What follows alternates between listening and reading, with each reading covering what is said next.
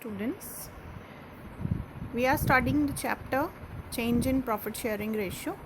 So in continuation of this chapter we are studying next topic, that is goodwill. What is goodwill? In this video we'll study about what is goodwill, what is its nature, and different factors which will affect the value of the goodwill of a firm, and what are the methods of valuation of goodwill. So goodwill is what? Goodwill is the good name or reputation created by the firm. You have observed in the market, same industry में काम करने वाले different businesses में से कुछ businesses ऐसे होते हैं जो ज़्यादा पॉपुलर होते हैं, जिनकी रेपुटेशन मार्केट में ज़्यादा होती है in comparison to others. For examples, if you are taking jewellery industry, gold diamond jewellery, इसमें बहुत सारे ज्वेलर्स हैं जो कि कस्टमर्स के लिए ऑर्नामेंट्स बनाते हैं और सेल करते हैं.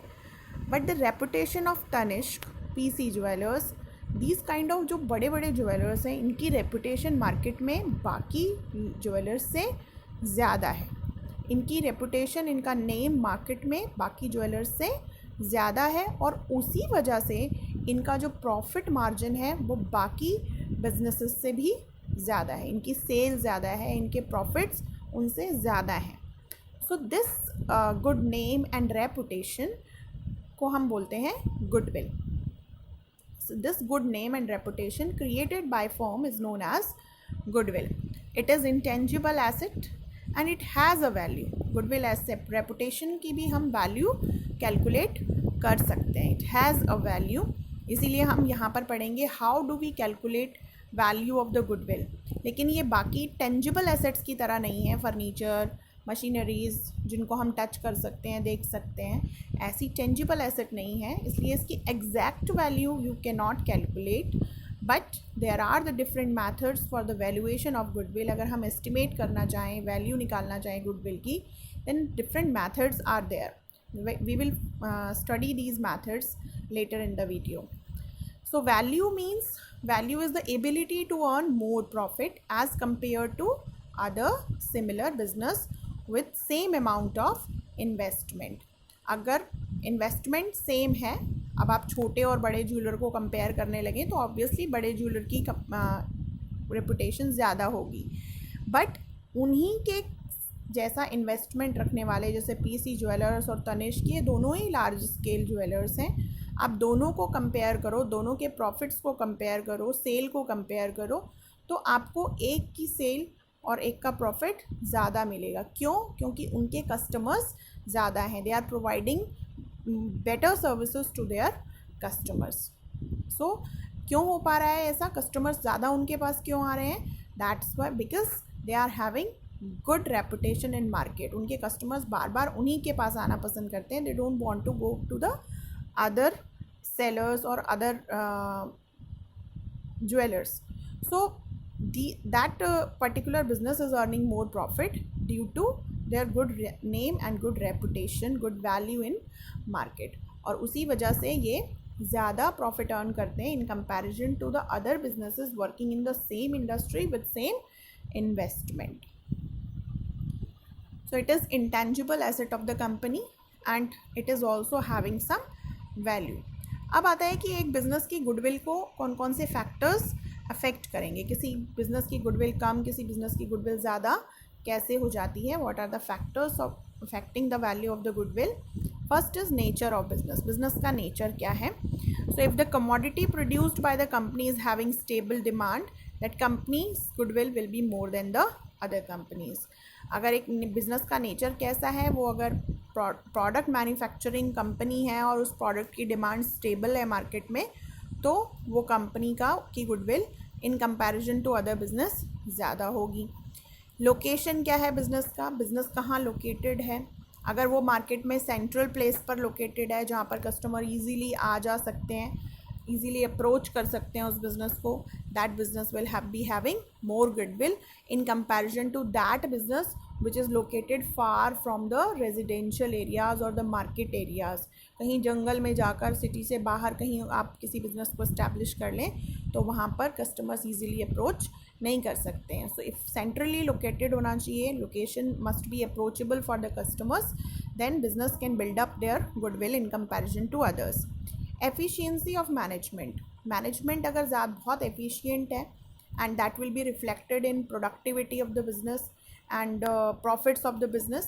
तो बिजनेस की मैनेजमेंट अगर एफिशिएंट है that will result in high productivity, ज़्यादा प्रोडक्शन होगा, कॉस्ट एफिशिएंसी, कॉस्ट रिड्यूस कर पाएंगे वो अपनी, और हाई प्रॉफिट्स भी उनके ज़्यादा होंगे.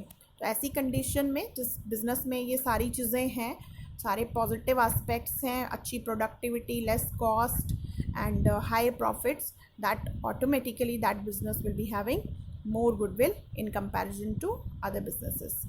Monopoly. अगर business की market में monopoly है, this is the term of economics, you have studied about this term.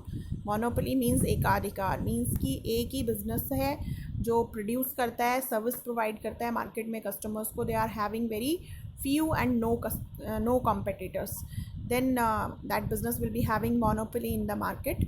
तो अगर मोनोपोली है तो कोई कॉम्पिटिटर ही नहीं है, obviously they will lead to increase in the value of goodwill, उनकी गुडविल बहुत बढ़ जाएगी. Special advantages. अगर किसी बिजनेस को स्पेशल एडवांटेजेस या स्पेशल बेनिफिट्स मिलते हैं from the side of government, means they are getting relaxation in licensing formalities, raw material regularly they are getting, import license they are having, free supply of electricity they are getting from the government, such kind of incentives if they are getting from the side of the government, that will be having more value of goodwill, because this kind of business will be having more trust of the public. तो इनकी reputation भी, market में goodwill भी इनकी increase हो जाएगी. Trend of profit. Profit का trend क्या है? ट्रेंड ऑफ प्रॉफिट का मतलब है कि प्रॉफिट का जो ग्राफ है, ग्राफ से हमें पता चलता है कि what is the trend of profit. कि ग्राफ जो है वो इंक्रीजिंग ट्रेंड का है या फिर रिड्यूसिंग ट्रेंड का. इंक्रीजिंग ट्रेंड मतलब हर साल प्रॉफिट इंक्रीज होता है, तो continuously because profits are increasing, that business will build up a trust among customers and investors, so that business will be having more value of goodwill. और अगर decreasing trend में उनका profit है, हर साल कम कम होता जा रहा है, तो वो ट्रस्ट लूज़ कर देंगे और उनका मार्केट में रेपुटेशन भी रिड्यूस हो जाएगा. अब आता है कि गुडविल की हमें वैल्यूएशन की ज़रूरत क्यों पड़ती है. आई हैव टोल्ड कि इसकी वैल्यू होती है, we can calculate the value. What is the need for the valuation of goodwill.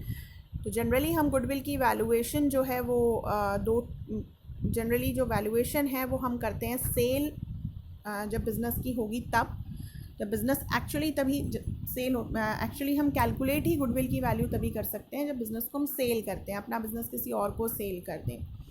ठीक है, लेकिन हमें जब पार्टनरशिप फॉर्म की बात करते हैं तो हमें कुछ पर्टिकुलर केसेस में गुडविल को वैल्यूएट करना पड़ता है. And these are the cases of reconstitution and dissolution of the firm. So these are the change in profit sharing ratio, admission of partner, retirement and death of partner, and dissolution or amalgamation of partnership firm. अगर ये सारी चीज़ें इन 4 cases में we will have to calculate, we have to evaluate the goodwill of the firm. तो यही हमने circumstances पढ़े थे at the time of reconstitution, किस टाइम पर reconstitution होगा फर्म का. तो same these points are repeating here. तो जब भी रिकॉन्स्टिट्यूशन होगा and in addition to that dissolution मतलब फर्म बंद होगी जिस वक्त, तब भी हमें गुडविल को वैल्यूएट करना पड़ेगा.